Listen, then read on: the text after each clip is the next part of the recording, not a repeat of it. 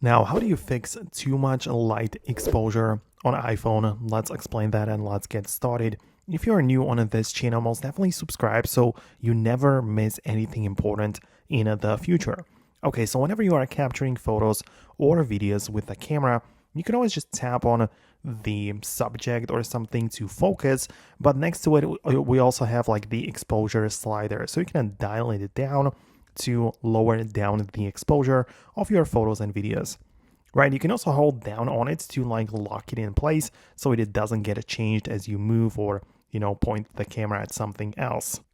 So that's using the built-in camera. Outside of that, we can also download some kind of third-party solution for the camera. Like for example, I like to use Final Cut Camera, and there we have like more controls over the exposure, and we can make everything manual, like the white balance and focus and all of that, right? So that would work as well.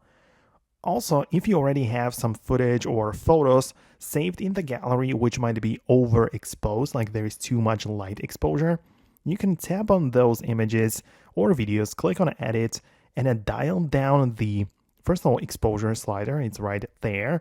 Or you can also play around with the highlights as you can dial it down, or generally the brightness in here in the image. And you can also make the footage or videos, photos, whatever, look a little bit nicer by dialing down the exposure, even in post-production. So let me know if it worked for you. In case you had something completely different in mind, let me know about that below in the comments. But most definitely stay tuned by subscribing so you never miss anything important in the future. Thanks a lot, and I'll see you later.